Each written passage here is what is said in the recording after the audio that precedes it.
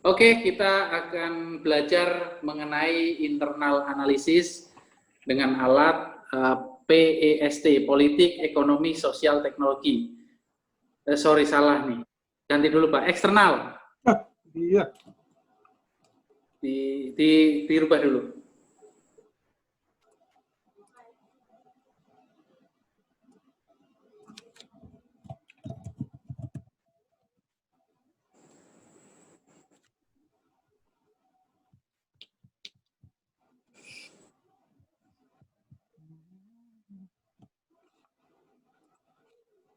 Jadi kalian nanti sambil lihat-lihat punyanya Pak Pravira ya. Kalau ada yang kurang bilang aja. Oke. Iya, Pak. Oke, sekarang kita akan belajar eksternal analisis sebuah perusahaan dengan alat PEST atau Politik, Ekonomi, Sosial, dan Teknologi. Eksternal analisis adalah analisis lingkungan sekitar perusahaan, lingkungan di luar perusahaan yang sangat diperlukan untuk evaluasi awal. Apakah layak kita akan berbisnis ini, berbisnis industri ini, atau berbisnis perusahaan ini. Jadi external analysis outputnya nanti adalah opportunity dan threat. Kita akan melihat opportunity dan ancaman apa yang akan dihadapi oleh perusahaan kita. External analysis ini biasanya sangat banyak mengandalkan data sekunder. Jadi kita harus melakukan analisa data sekunder secara thorough ya, secara komprehensif, jangan sampai ada yang terlewat. Oke, untuk lebih jelasnya kita langsung menggunakan contoh eksternal analisis. Silahkan untuk Pak Pravira dengan perusahaan pesan parkirnya. Silahkan, Pak. Baik, Pak. Terima kasih. Berikutnya saya akan menyampaikan sesi 3, itu external analysis atau dengan PEST.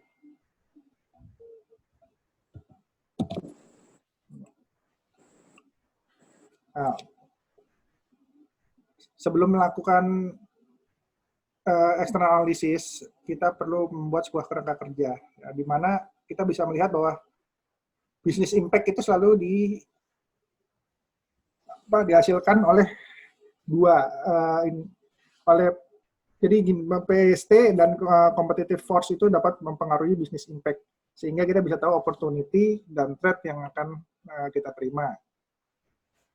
Nah, bagaimana membuatnya? Kalau dengan di PST itu sebenarnya kita perlu data sekunder yang banyak. Jadi data sekunder mengenai politik, mengenai ekonomi, sosial, dan teknologi. Untuk pesan parkir sendiri, kami mencoba menghimpun beberapa data sekunder. Untuk politiknya, itu lebih banyak di peraturan gubernur DKI, karena memang targetnya pada saat itu perusahaan ini akan dimulai launching di DKI. Yang pertama adalah peraturan gubernur DKI Jakarta nomor 5 tahun 1999 tentang perparkiran. Lalu ada peraturan gubernur DKI Jakarta nomor 44 pada tahun 2017 tentang pengembangan kawasan transit oriented development. Nah, di tahun 2017 ini Pemda DKI berusaha untuk membuat kantong-kantong parkir sehingga jalan raya itu mobilnya dapat ditekan jumlahnya. Jadi di tempat-tempat terminal bis atau terminal stasiun kereta itu akan disediakan kantong-kantong parkir. Lalu target dari Menteri Perindustrian untuk peningkatan penjualan mobil sebesar 150% dalam tahun 2020.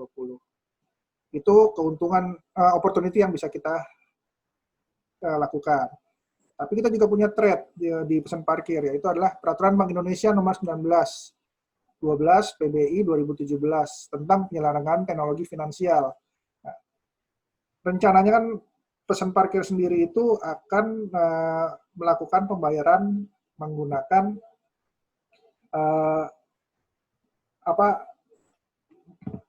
digital money gitu ya. Jadi customer-nya akan memasukkan sejumlah uang untuk mendapatkan token. Nah, itu ternyata terganjal oleh Peraturan Bank Indonesia dan Peraturan OJK tahun nomor 13 PJOJK 02/2018 tentang inovasi keuangan digital dan di sektor jasa keuangan.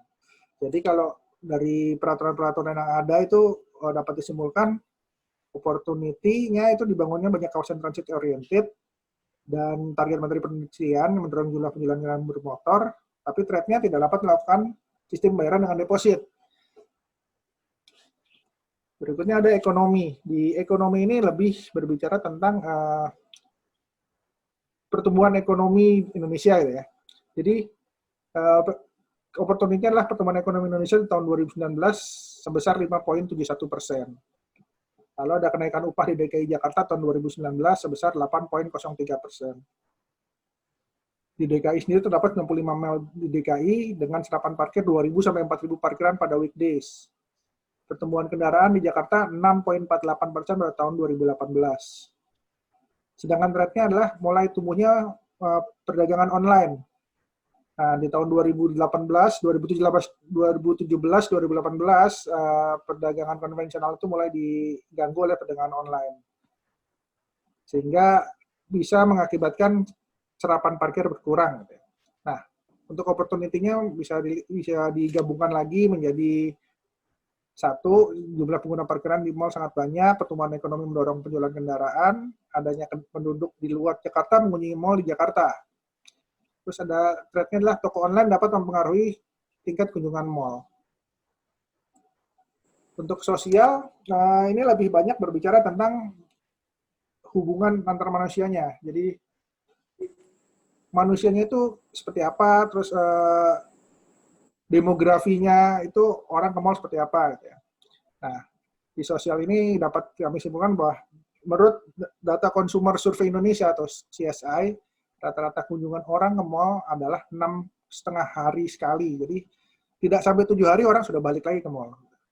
Sedangkan untuk waktu kunjungan 3,5 jam per kunjungan rata-rata.